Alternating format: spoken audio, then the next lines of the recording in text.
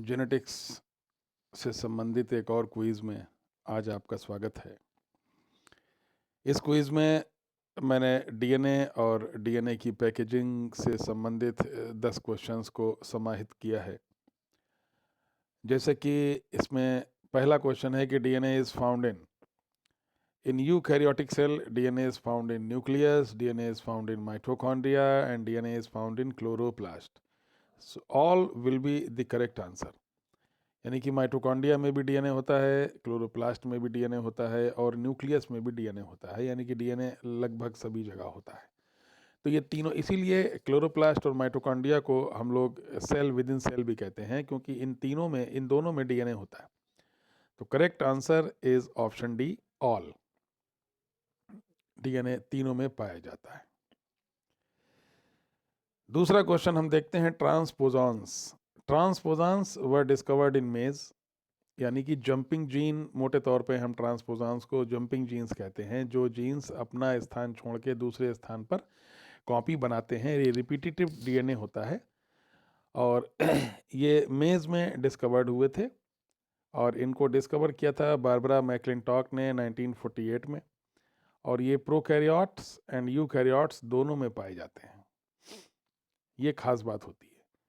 तो ट्रांसपोजॉन्स repetitive sequences होते हैं और ये मेज में डिस्कवर होते हैं, किए गए थे। इनको बारबरा मैकलिंटॉक ने 1948 में डिस्कवर किया था। इसको ACDS सिस्टम भी कहा गया, ACDS सीक्वेंसेस भी कहा गया इनको, और इसका आंसर होगा ऑल। ट्रांसपोजॉन्स को हम लोग इंसर्शन सीक्वेंसेस का भी नाम दिया गया है।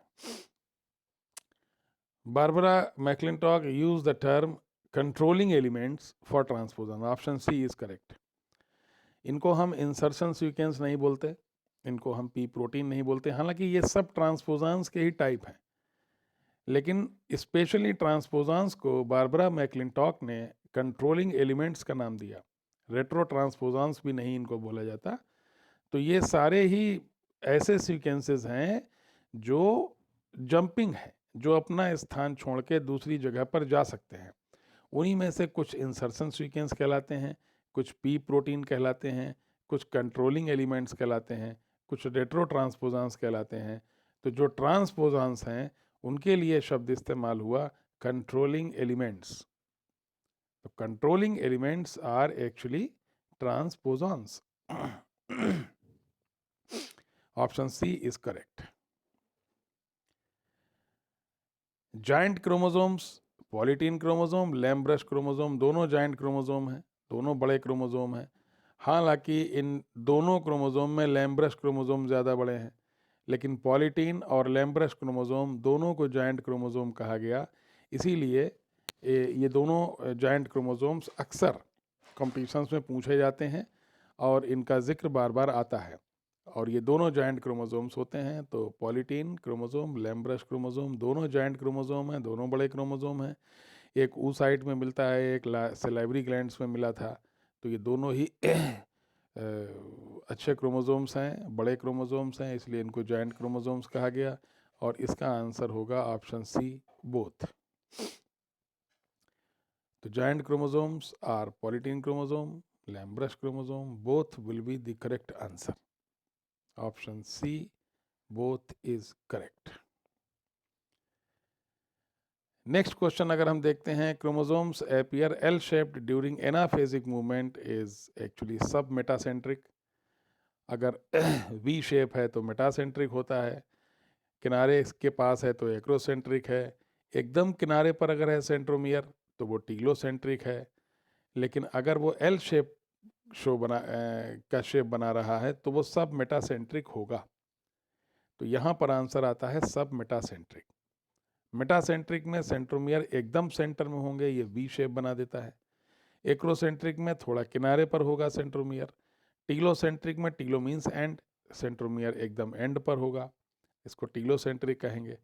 लेकिन एल शेप बनता है मेटासेंट्रिक पोजीशन से, जो सेंट्रोमियर की पोजीशन मेटासेंट्रिक में होती है।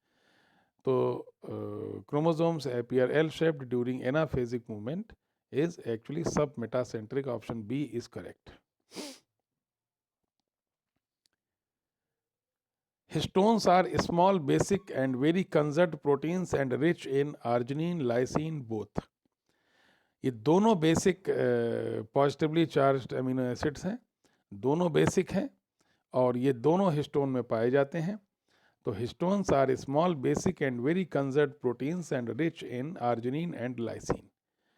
ये दोनों अमीनो एसिड इसमें पाए जाते हैं। तो करेक्ट आंसर होगा ऑप्शन सी, बोथ।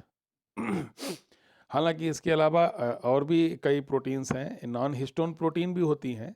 जब एक क्रोमोसोम न्यूक्लियोसोम के रूप में होता है तो इसमें नॉन हिस्टोन प्रोटीन भी होती हैं, लेकिन जो हिस्टोन प्रोटीन होती हैं वो बेसिक प्रोटीन होती है, क्योंकि डीएनए एसिडिक होता है और डीएनए को न्यूट्रल करने के लिए इसमें बेसिक प्रोटीन का होना जरूरी है जो डीएनए को न्यूट्रलाइज करती हैं। और बेसिक प्रोटीन हिस्टोन है तो उसमें बेसिक अमीनो एसिड होंगे और वो दोनों अमीनो एसिड हैं arginine lysine. Option C is correct.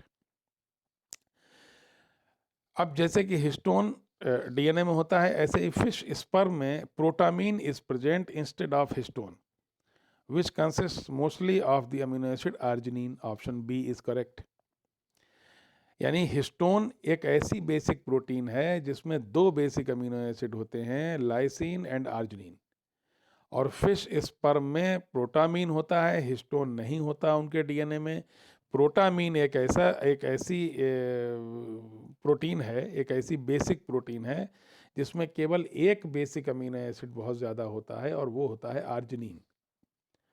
तो फिश स्पर्म में प्रोटामीन होता है जिसमें हिस्टोन में बेसिक अमीनो एसिड आर्जिनिन बहुत ज़्यादा होता है।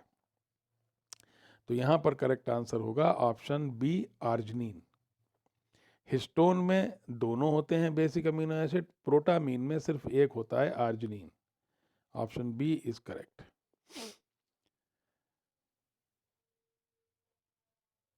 नेक्स्ट क्वेश्चन अगर हम देखते हैं तो which provides the first level of organisation resulting in a fibre of 11 nm diameter is nucleosome. अगर 11 nm डायमीटर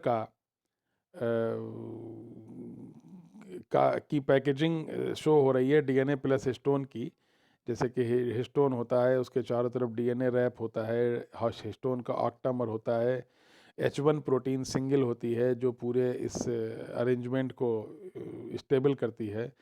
तो यहाँ पर ये जो पूरा ऑर्गेनाइजेशन है ये 11 nm डायमीटर का फाइबर बनाता है, एक 11 नैनोमीटर का फाइबर, और 11 नैनोमीटर के फाइबर को हम बोलते हैं न्यूक्लियोसोम मॉडल। तो ये न्यूक्लियोसोम हुआ।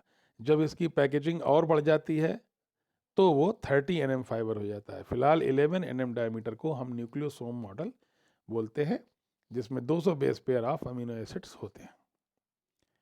Nucleosome will be the correct answer, which provides the second level of organization, that is the coiling of the 11 nm fiber of nucleosomes into a fiber of approximately 30 nm diameter।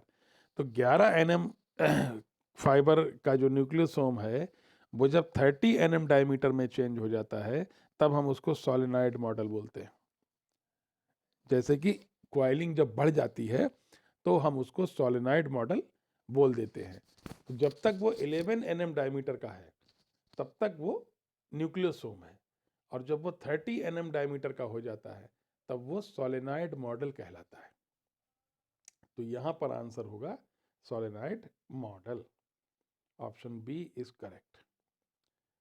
तो which provides the second level of organization, that is the coiling of the 11 nm fiber of nucleosomes into a fiber of 30 nm diameter, is actually solenoid model।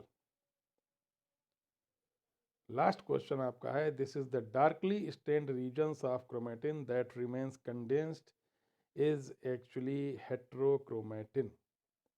जो euchromatin होता है वो light coloured होता है, lightly stand होता है। जो heterochromatin होता है वो डार्कली स्टेन्ड होता है। जो हेट्रोक्रोमेटिन होता है वो इनएक्टिव होता है। जो यू क्रोमेटिन होता है वो ट्रांसक्रिप्शनली एक्टिव होता है। तो you chromatin is transcriptionally active, it is lightly stained and it is transcribed। heterochromatin is darkly stained, जो मेटाफेज में darkly stained region होता है, it is inactive, it is not being transcribed। so heterochromatin is darkly stained region of chromatin that remains condensed।